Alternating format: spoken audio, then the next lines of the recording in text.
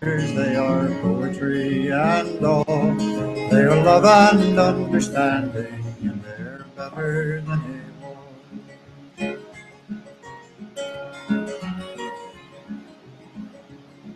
There are canyons, there are canyons, they are yawning in the night. They are rank and bitter anger, they are all devoid of life. They are fear and blind suspicion, they are apathy and pride. They are dark and soul foreboding, and they're oh so very light. They are fear and blind suspicion, they are apathy and pride. They are dark and soul foreboding, and they're oh so very wide.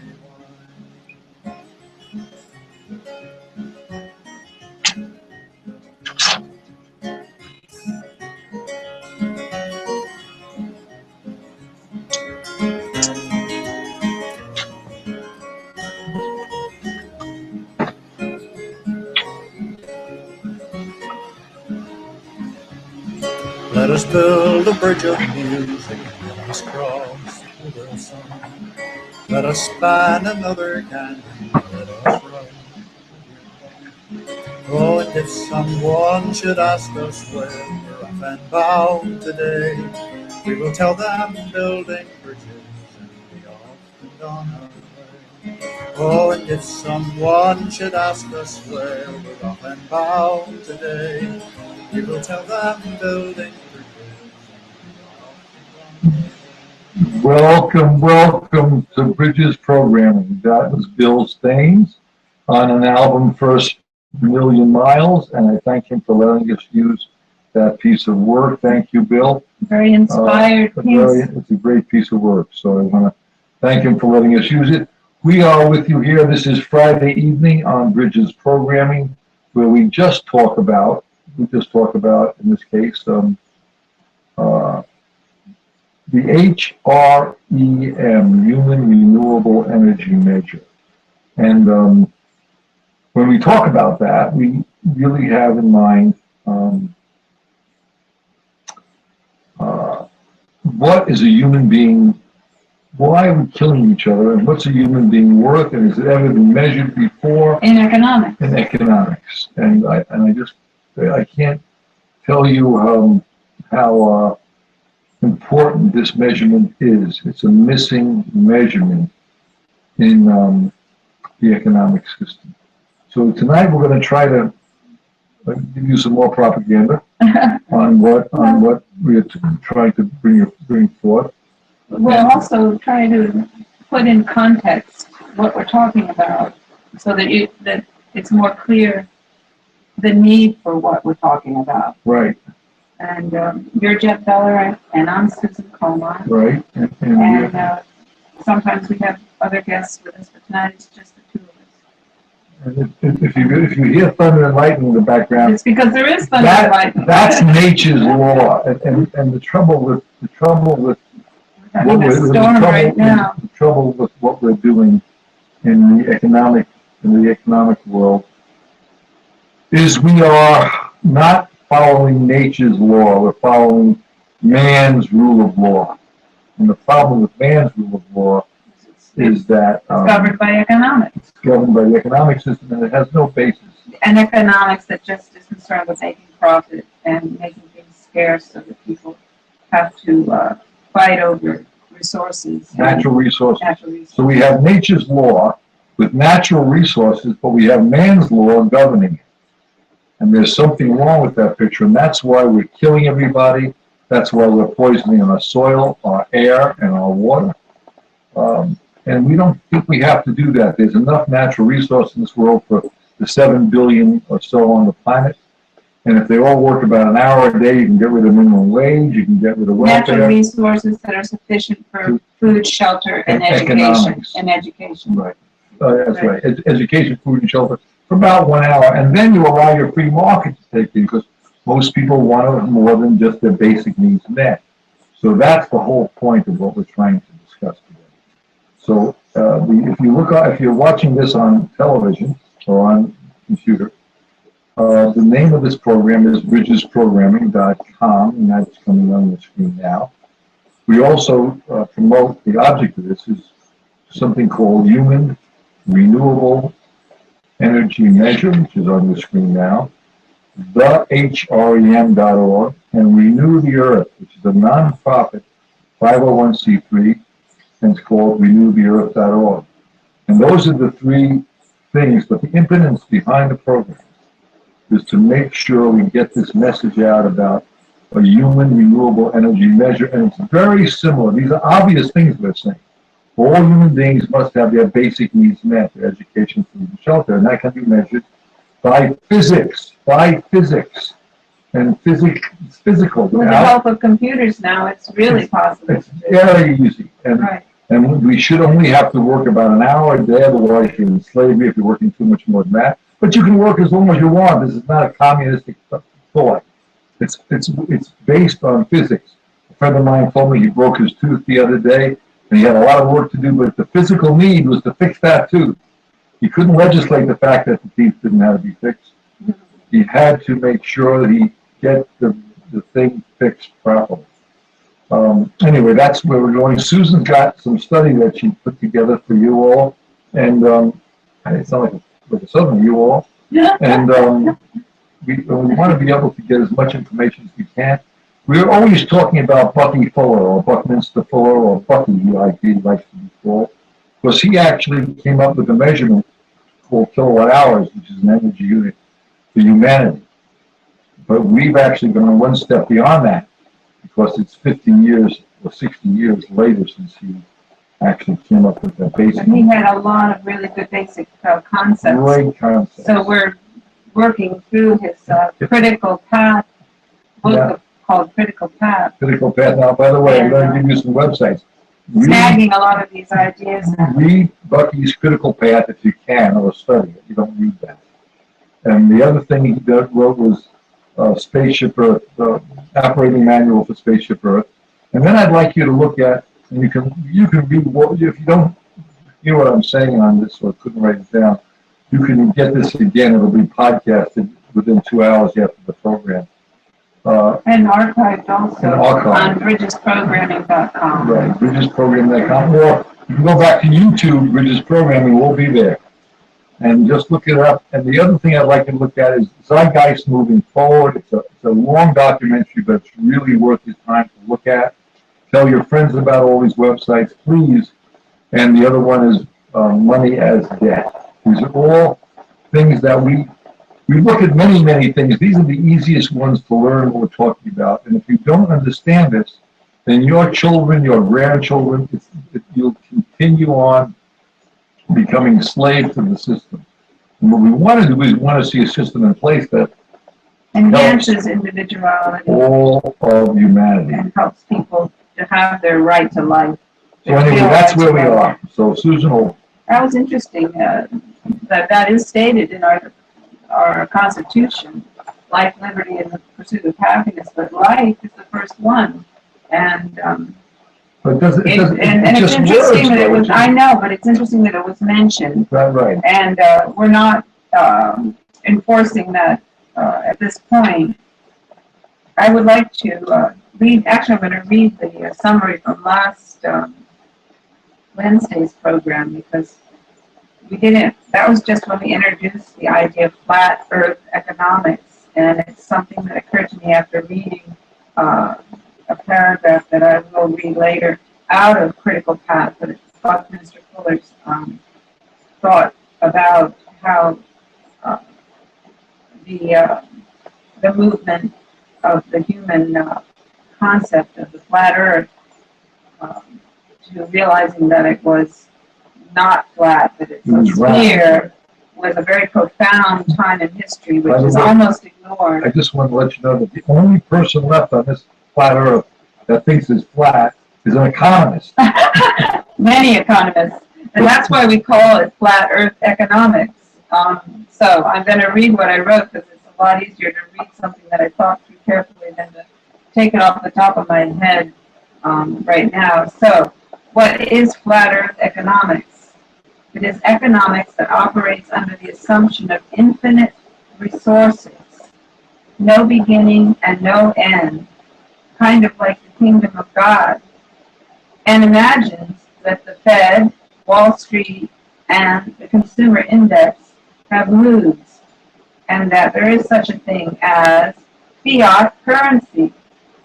Flat Earth economics ignores the reality of our spherical, finite Earth and its finite resources, whose economics and natural cycles insist on real calculation based on real inventory and real needs.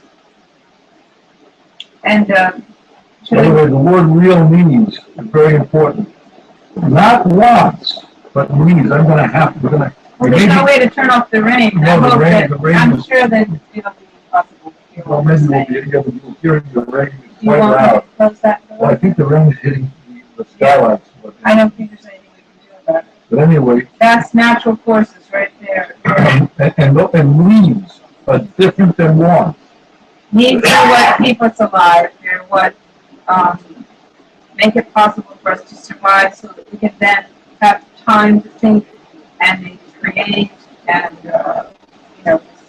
spend our time that's extra time, beyond survival time, doing other things that we decide to do. But this is the quote, this is the part of Buckminster Fuller's writing that got me thinking about that idea of flat earth economics. I woke up in the middle of the night and it just popped into my head, that statement. But here's what I had read the day bore in Critical Path. Quote, "It seems strange that we are not taught about the historical, philosophical, and economic significance of the foregoing transition from an open flat to a closed sphere world system. Because the churches were so strong and the great pirates wished to obscure both their I want to interrupt. I want to clarify. What he considers the great pirates way back when is what we call the 1%ers today, or the 1.1%, or whatever. or the governing elites. The governing elites. That's what he's calling the great pirates back then. Which actually were pirates. Right. They were the ones who navigated the oceans. And actually, we could read a piece about that Buckminster Fuller writes. But because the churches were so strong and the great pirates wished to obscure both their monopoly of the riches of the now limited system and their grand world strategy for its control, the significance of the concept of a closed world system was popularly unrealized. The power structures and its patronized educational systems, quote, let well enough alone, unquote. So, like they're doing now. Yes. Don't pay any attention to the person behind that. Leave it alone. It's good enough. Don't rock the boat. Don't you dare think out of the box. I mean, this is the kind of, and if someone thinks out of the box, the mainstream media totally ignores them. That's how they discount people. They don't acknowledge them. That's what happened to Bucky Fuller.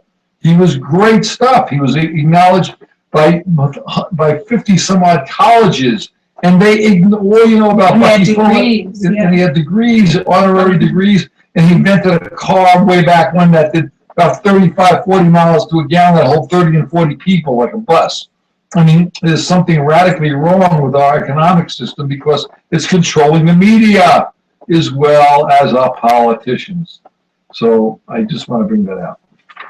So the reason this is so important, that the realization that we live on a finite spherical earth, that it's a closed system,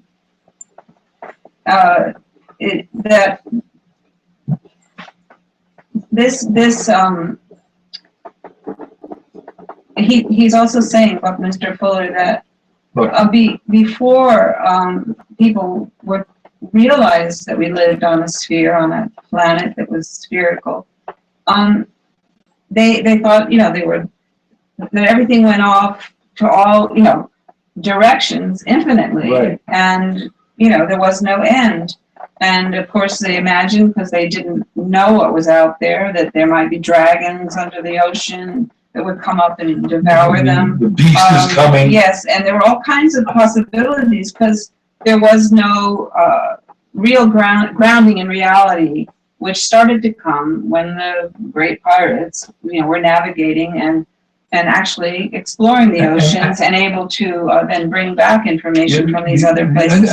But they were very careful only to share what they wanted. Yeah, they didn't share knowledge with people. Right. And that's a very important thing. And what's interestingly enough is, supposing and I just learned this through Bucky, was that not until about 500 AD was the number 0 or nothing measured in the system. So everything from 500 AD and older had no basic measurement because they had no 0. So it was all subjective. And today, the only thing that we have that's measured has very important for us is our economic system. It has no point of start. So it's totally subjective. So you could say, I've got 5 years of college and I worked my ass off to get a degree in whatever. And now you won't hire me for but like $10 an hour. So that's because it's subjective. You don't have a start point. But if we had the HREM in place, Human Renewable Energy Measure in place, every human being has a start point. That all working 1 hour a day for whatever degrees they have. Which is their assurance of survival. They would have their basic needs met, their education, food, and shelter. And then they make of it what they can. For 1 hour of life. That doesn't mean that you're going to never get sick or never have an accident or unhappy or whatever. It just means you have the opportunity from birth to live and survive, and then make what you can, of your abilities and of your gifts. And if you want to make more money, you go into the free market and you sell what you can do and make more money and buy more things. But not everybody is interested in that, though we have to be in the type of economics that we live in now. Everything is based on, what you can own and what you can buy and how quickly you can then replace that with something newer. And this is not a sustainable economic model. What we have right now is survival of the most profitable, or what resources can I make the most money off and of? And the money has no value. And the money is fiat currency, which is like serpents under the ocean. And if it was gold, it'd be the same like a dragon, might as well just say it's dragon's gold.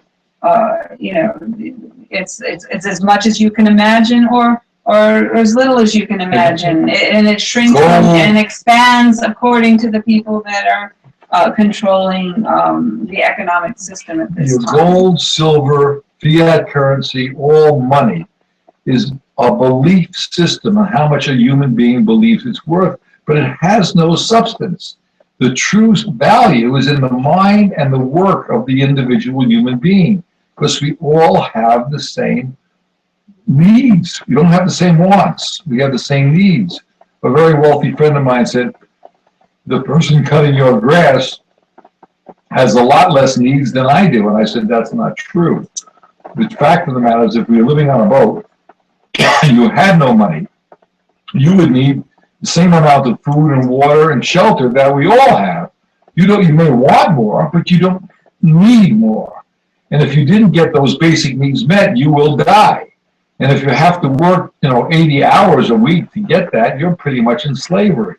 So I finally got that point across, that his needs are different than his wants. Mm-hmm. But I'm not saying you shouldn't want more, but you're willing to work for more. And how much you're willing to work for it? You want to go into slavery for it. That's what we're doing right now around the world. People are going into slavery to get their basic needs met. They don't even get their wants met. For the most part, right. Right. So that's. There are countries where we have a lot more wants met, and it's out of proportion to the rest of the world in terms of what is the average, or what is the mean for humanity in general. There's huge discrepancies from country to country and from state to state in the United States, for that matter. there's something that Buckminster Fuller does say about what we were just talking about. If you want me to read Sure, it, go ahead. about needs. Quote, "We have learned in the last decade from our behavioral science studies that aggression is a secondary behavior of humans, that when they get what they need, when they need it, and are not overwhelmed, they are spontaneously benevolent. It is only when they become desperate that they become aggressive, because what they have relied on is no longer working." Exactly. So that makes a lot of Yes, sense to me. I want to elaborate on that. Yeah, That we don't, if everyone's basic needs are met, you're not going to see very many wars. And if we stop the wars after several generations, after we stop killing one another because we have hatred and bigotry against other people in the human race, once we've done that, you basically stop the wars. And then the aggression stops because basic needs are met. And you've got the free time because it takes place in a matter of, an hour of your basic needs met. But if you want to, play more music, or you want to do more work, or grow a garden, or do what you choose to do, you've got the free time to do it. Now that makes life much, much different than it is now. And people right now, they're worshiping money. They're worshiping, how do we make the next buck come? And a lot of people try to switch that over to religion. But, and I don't think that's bad. I'm not judging anybody, but I'm just trying to say that we need to make sure all basic good people come together and say we have to stop blaming different religions. We have to stop blaming different nationalities and different. These are stresses that come when people's needs are not being met. Right. When they're being displaced, they're being attacked. Also, natural forces create these kind of stresses. But right now, one of the natural forces on Earth is the way that we're operating our economics, and it's affecting everyone on the planet. For instance, we send the Western world. I wake up in the morning and I say, by the way, I'm getting older, and I look in the mirror and I say, I'm probably going to kill one or two people today just because of the economic system we're in. The lifestyles. The lifestyle we're doing, and my government and several governments in this part of the world, because of the economic system, is going to drop a drone somewhere, or we're going to make somebody work in a factory for 16, 18 hours a day, pumping paint, spray painting stuff, and they're going to come down with some disease. And we are killing people, and we have to face up to that. I don't want to kill people. I want to keep my lifestyle. Now, is that possible? Yes, it is. All we got to do is realize we're killing people every day, and we say we're going to stop that. Because what happens on the part of the people we're killing is they call us infidels because we're killing them. We're killing their kids because a drone will hit a piece of apartment house, maybe 3 or 4 stories tall, and a piece of glass will come down, cut somebody's kid's arm off, or cut their face in half.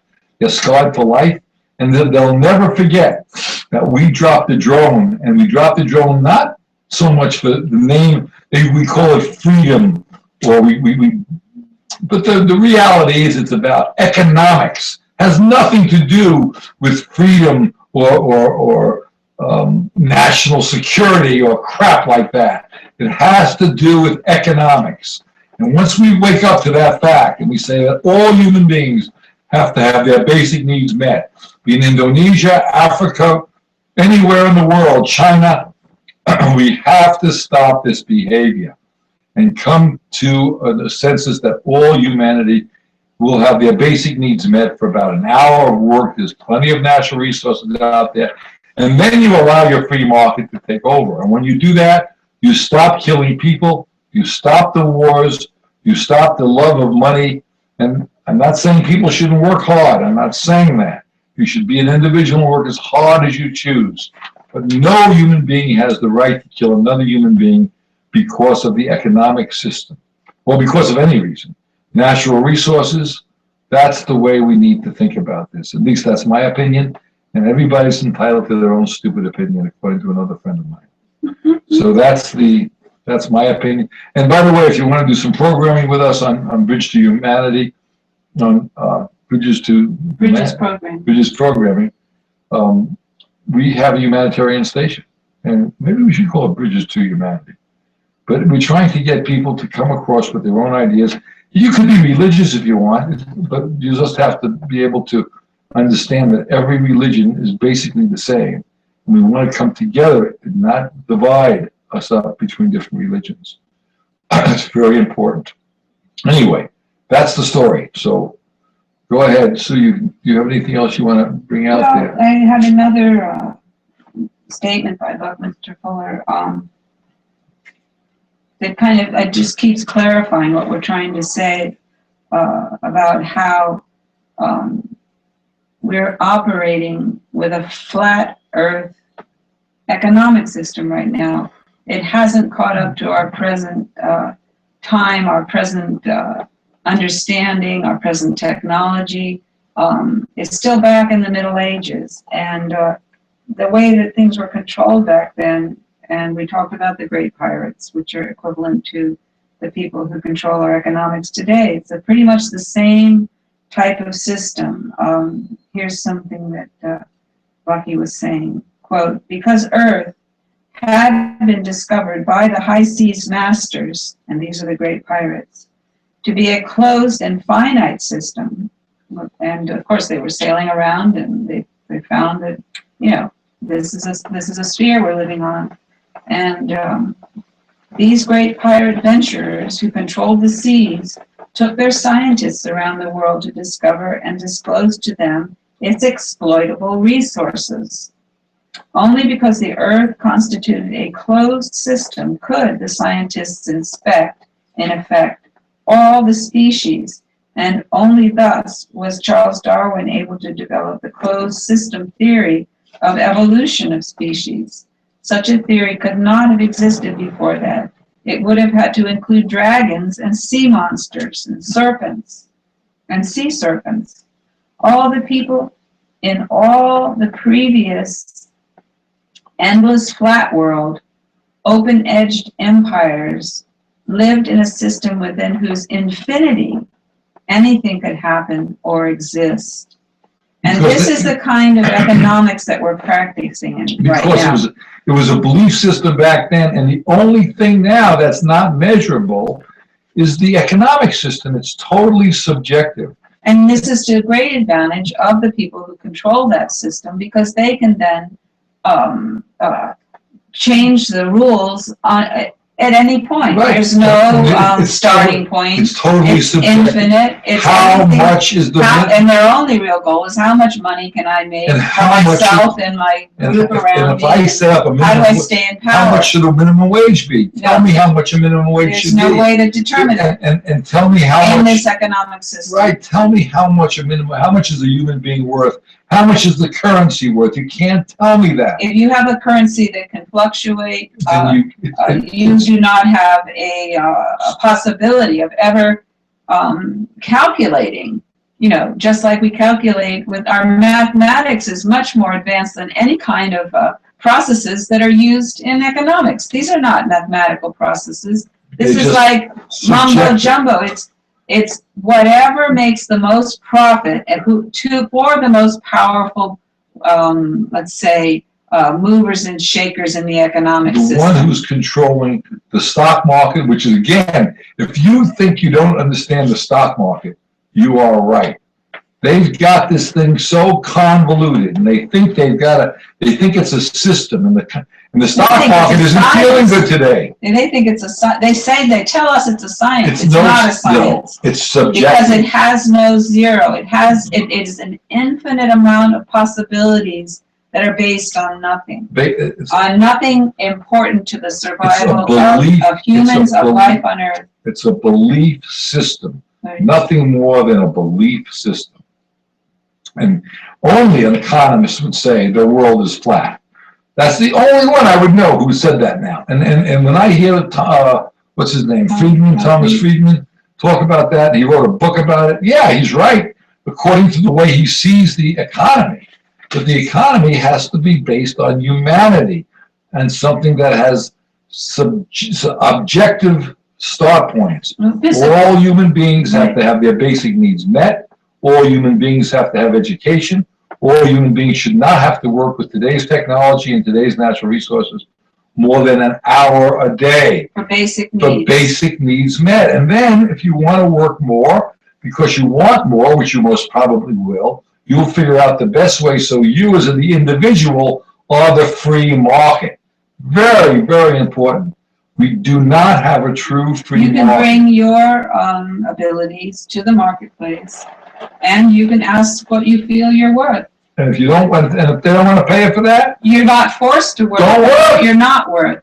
You're not forced But you're because you paid- have to have enough money to buy food, or have to have enough money to have someplace or to you want live. better food, or you want caviar instead of Burger King or whatever. And by the way, once you put that measurement into place, you won't have fast foods because the profit margin will not be the same as it is now. You're not going to skimp on things.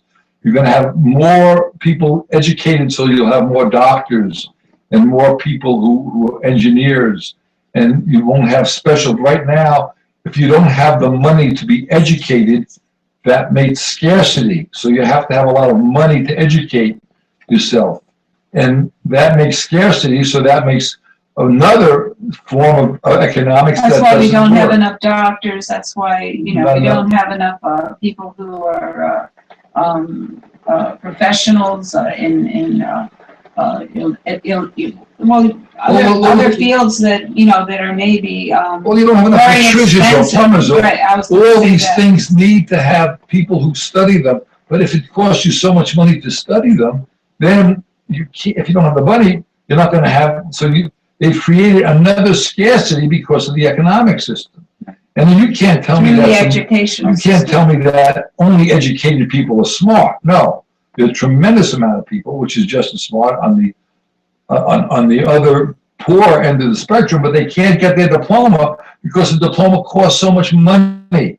So the Yeah. economic system is killing that part of it as well. Well, what's another aspect of our medieval economics is that just like the pirates, as Bucky said, they went all around looking to see, what resources they could exploit. This was the beginning of monetizing things. Everything that could be monetized, profit could be made from, was monetized, and we're continuing to do that. We've monetized education. When the Europeans first came to this country, and I'm kind of leading up to a very interesting statement by one of the Native American chiefs in the United States. But when, they kept pushing the Native Americans, west and west and west and off their traditional lands until finally, there were a few Indians away on the west coast, and they were made a... Let's get back to that in a minute. Okay. When we first came to this part of the world, the Europeans, from the Europeans, I'm not going to go into detail. Well, Britain, Spain, Britain, Spain, we all came to, and then we saw this United France. States or this piece of property, and then Washington started out and he started pushing people, declaring that he owns the land. No longer do the Indians have any claim to them, and we felt and we as a species, as a white species, said that we are superior and therefore we're going to take your stuff. And the first thing that they wanted to dominate was the land itself, the property. That was a very important thing to the Europeans, to own the property over here in North America. And it even was the basis for being able to participate in the government at that time, was you needed to be a man and a property owner. Right, you couldn't be a woman, you couldn't be black, you could not have property if you had to have property to vote, you had to be a white male. That's what you had to do, and this is how this country started out. When anybody thinks that this is equality, the object of, what do they call it? Peace, they call it the right for life, liberty, and the pursuit of happiness. Oh, yeah. What a lot of crap.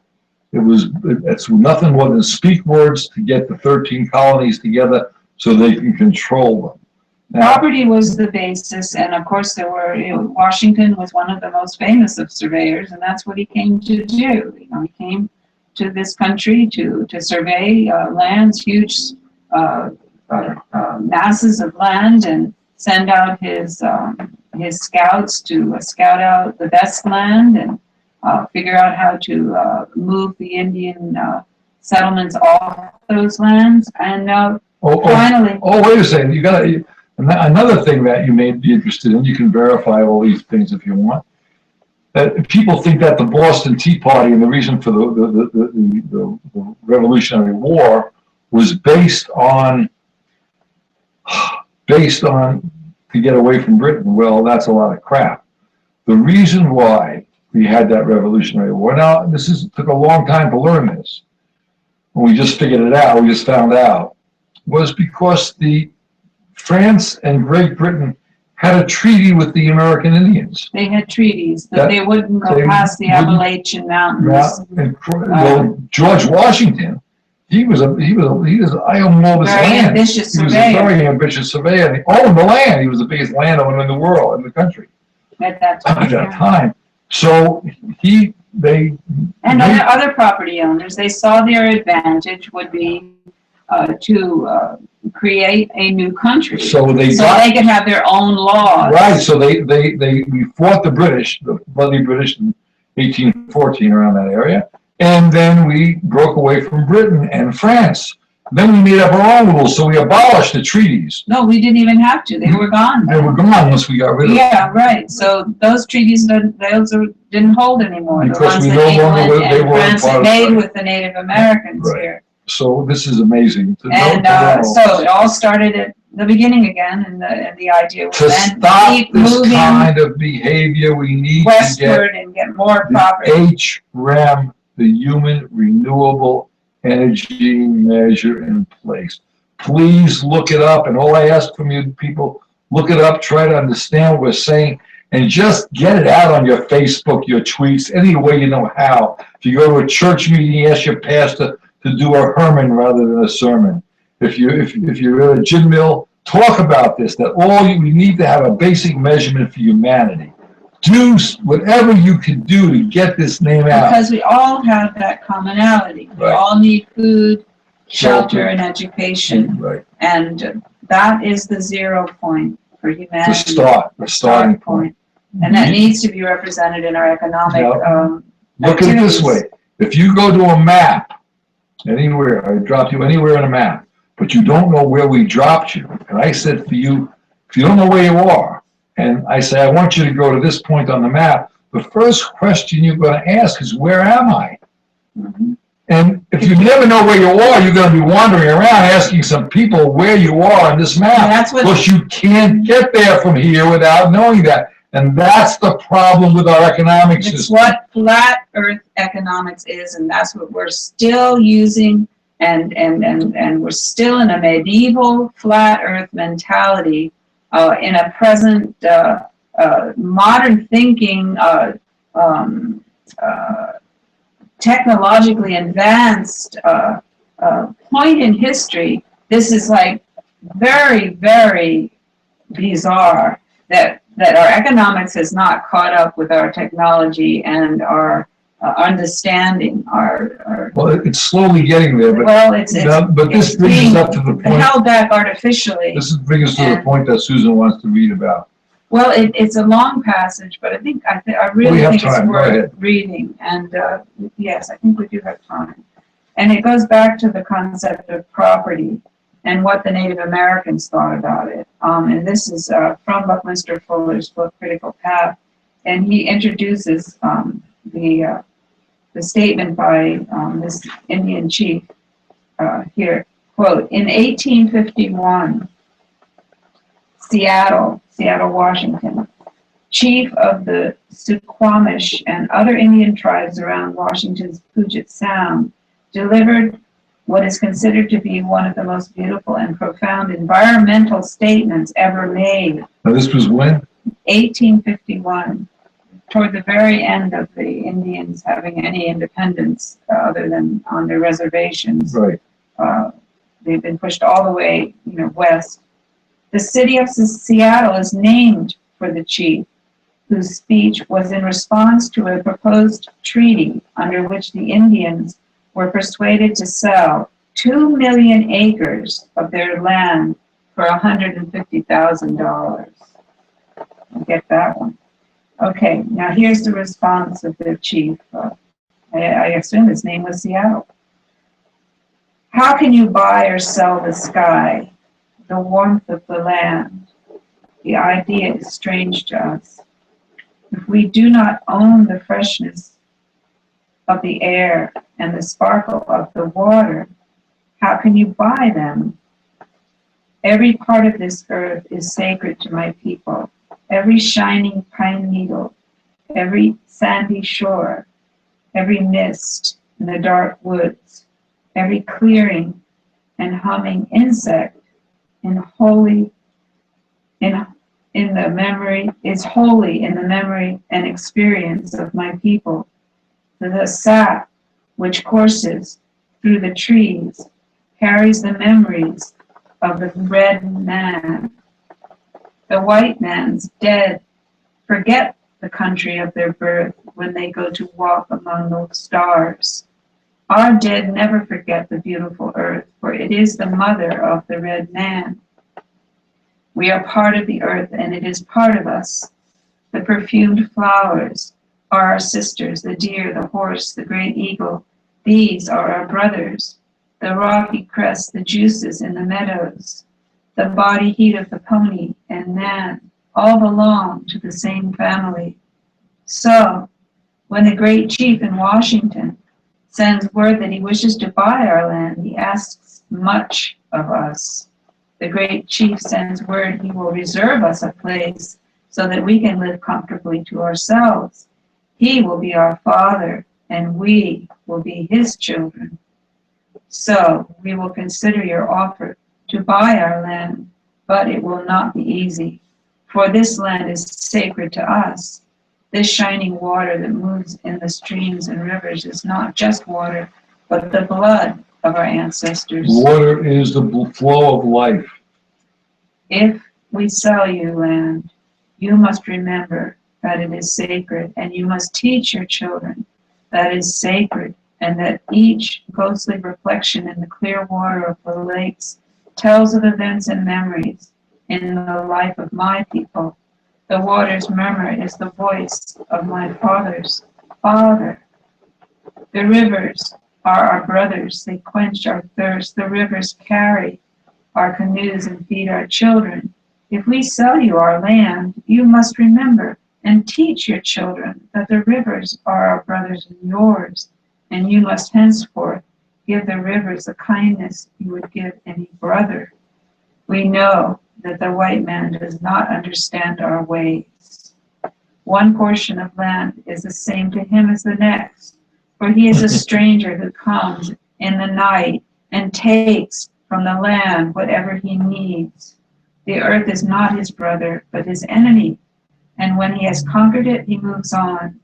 He leaves his father's grave behind, and he does not care. He kidnaps the earth from his children, and he does not care. His father's grave and his children's birthright are forgotten. He treats his mother, the earth, and his brother, the sky, as things to be bought, plundered, sold like sheep or bright beads. His appetite will devour the earth and leave behind only a desert. I do not know. Our ways are different from your ways. The sight of your cities pains the eyes of the red man. There is no quiet place in the white man's cities, no place to hear the unfurling of leaves in spring or the rustle of the insect's wings. The clatter only seems to insult the ears, and what is there to life if a man cannot hear the lonely cry of the whippoorwill or the arguments of the frogs around the pond at night? I am a red man and do not understand. The Indian prefers the soft sound of the wind darting over the face of a proud pond and the smell of the wind itself, cleansed by a midday rain or scented with with pine, pinyon pine. The air is precious to the red man, for all things share the same breath. The beast, the tree, the man, they all share the same breath. The white man does not seem to notice the air he breathes. Like a man dying for many days, he is numb to the stench. But if we sell you our land, you must remember that the air is precious to us, that the air shares its spirit with all the life it supports. The wind that gave our grandfather his first breath also receives his last sigh. And if we sell you our land, you must keep it apart and sacred as a place where even the white man can go to taste the wind that is sweetened by the meadow's flowers. You must teach your children that the ground beneath their feet is the ashes of our grandfathers, so that they will respect the land. Tell your children that the earth is rich with the lives of our kin. Teach your children that we have taught our children that the earth is our mother. Whatever befalls the earth befalls the sons of the earth. If men spit on the ground, they spit upon themselves. This we know. The earth does not belong to man. Man belongs to the earth. All things are connected. We may be brothers after all, we shall see. One thing we know, which the white man may one day discover, our God is the same God. You may think now that you own him as you wish to own our land, but you cannot. He is the God of man, and his compassion is equal for the red man and the white. This earth is precious to him, and to harm the earth is to heap contempt on its creator. The whites too shall pass, perhaps sooner than all other tribes. Contaminate your bed, and you will one night suffocate in your own waste. But in your perishing, you will shine briefly, fired by the strength of the God who brought you to this land, and for some special purpose gave you dominion over this land and over the red man. That destiny is a mystery to us, for we do not understand when the buffalo are all slaughtered, the wild horses are tamed, the secret corners of the forest heavy with the scent of many men, and the view of the ripe hills blotted by talking wires. Where is the thicket? Gone. Where is the eagle? Gone. The end of living and the beginning of survival. Amazing. That is amazing. It's just profound. And I mean, this is right now, the reason why we do these programmings is called Bridges Programming, is because we're trying to bring together different groups of people that, and we're saying the same thing now. That was 100 years ago when we're all breathing the same air. Now, nature's laws. And rebreathing it. And rebreathing it. And the same water that's been on this planet millions of years ago is the same water that's here now. If we pollute that water, if we pollute the air, if we pollute the soil, we are going to kill ourselves. I got to bring this out that this is the concept of finiteness. We need a finite spherical earth economics, not a flat earth economics, infinite flat earth economics. We need a finite spherical. We need to realize that there is the boundaries between Canada and the United States, the boundaries between the United States and Mexico, the boundaries we have, man-made boundaries, have no rights whatsoever. Because they're artificial boundaries, just like the money is artificial. There's no reason to fight with the Indians or fight with the Chinese or fight with the Arabs or fight with anybody.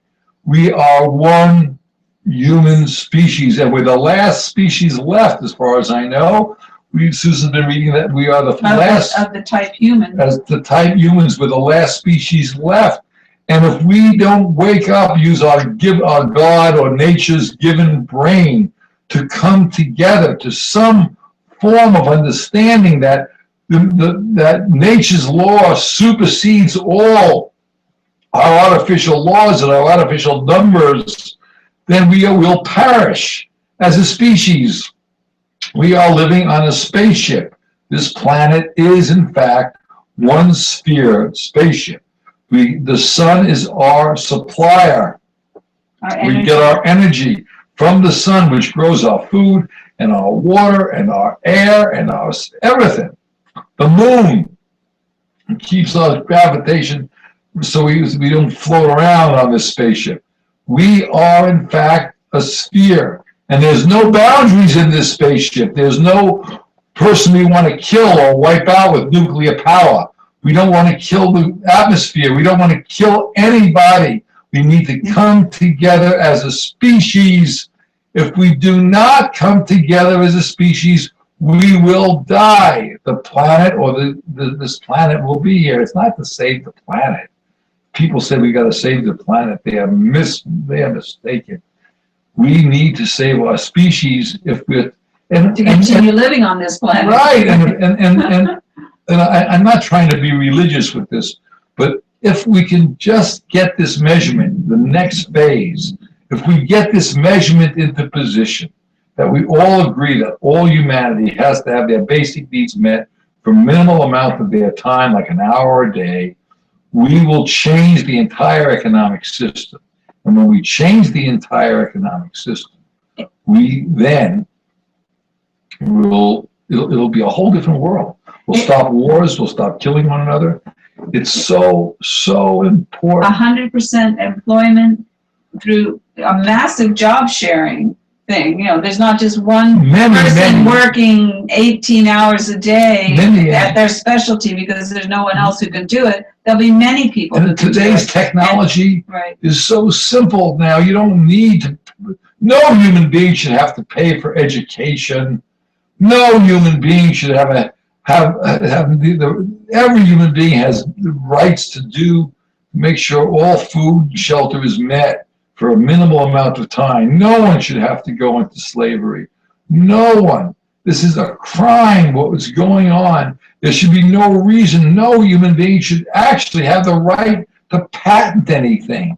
Of course, your knowledge comes from years and years, thousands and thousands of years of other human beings' knowledge. Well, we're building on each other. We're always building on the shoulders of other people. So no one has the right to patent.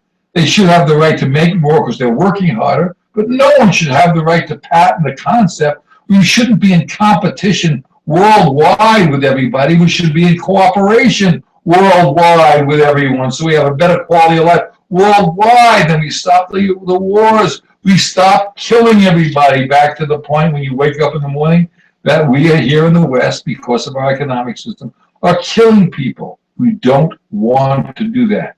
I had a talk with someone on our radio the other day, on a station the other day, on a television station, and he said, well, he's not killing anybody. He refuses to look in the mirror.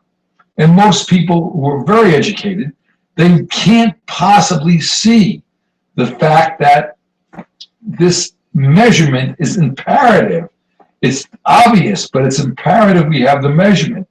It's not a question that they're intellectually paralyzed by not being able to open their minds up to understand that this measurement is imperative. It's the next phase into the economic system that creates a basic peace and gives every human being the basic needs met. And it's been going on for 5,000 years, and that's why we can't seem to wrap our minds around it. It's very hard, and unfortunately, the more educated the person is and the more comfortable they are on the planet, then the less they can see this. But if you bring this out to someone, it almost seems like a threat to them. But it isn't. But it's not, because you're still going to have. Because it will, as Buckminster Fuller said, it will lessen the amount of aggression. Right. It is just so obvious to me, and it just. When people have what they need, they are more likely to be spontaneoususe benevolent, as he put it. Spontaneously benevolent. We only have a few minutes left, and I want to bring out some house. I guess they call it housekeeping, I guess.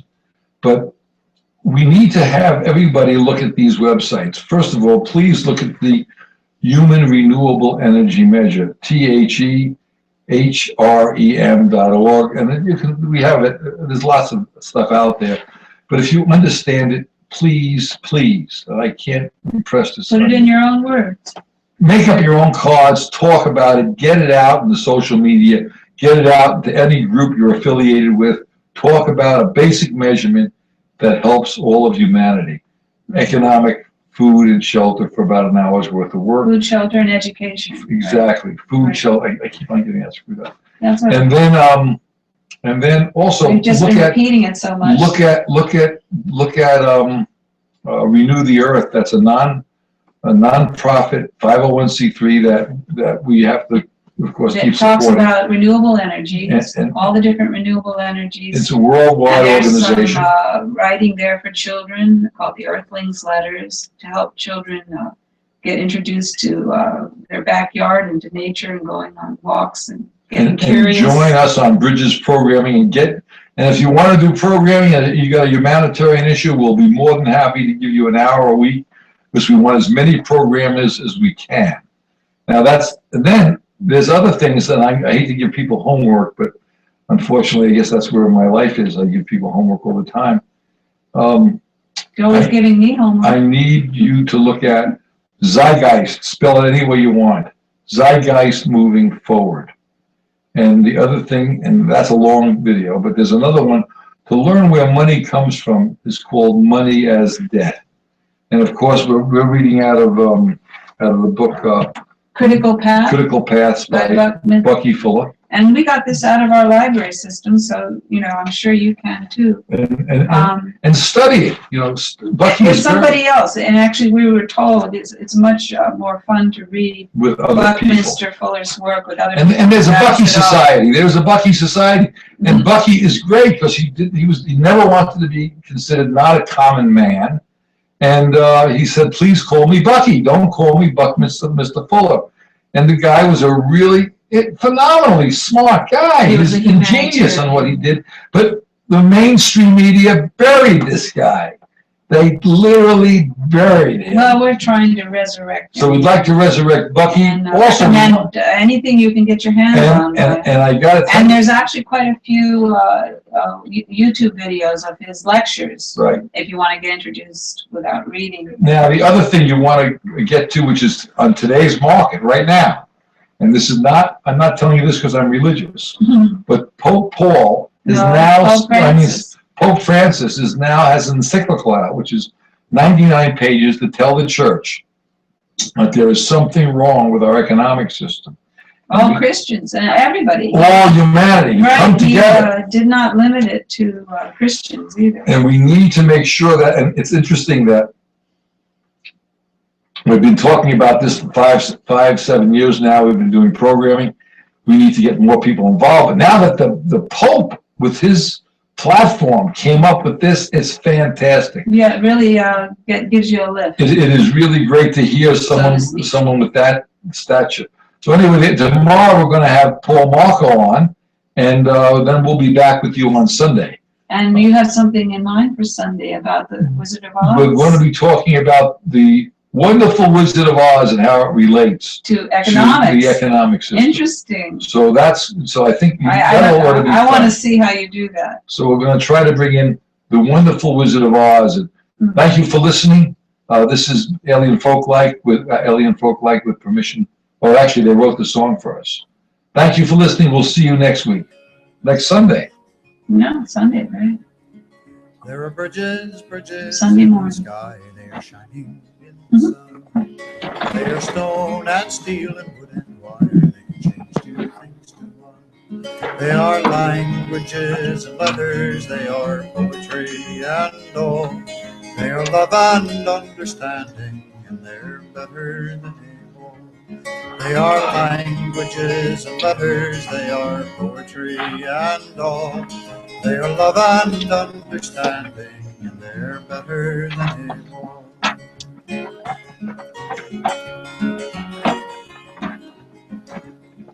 There are canyons, they are yawning in the night. They are rank and bitter anger, they are all devoid of light. They are fear and blind suspicion, they are apathy and pride. They are dark and soul foreboding, and they're oh so very wide. They are fear and blind suspicion, they are apathy and pride. They are dark and soul foreboding, and they're oh so very wide.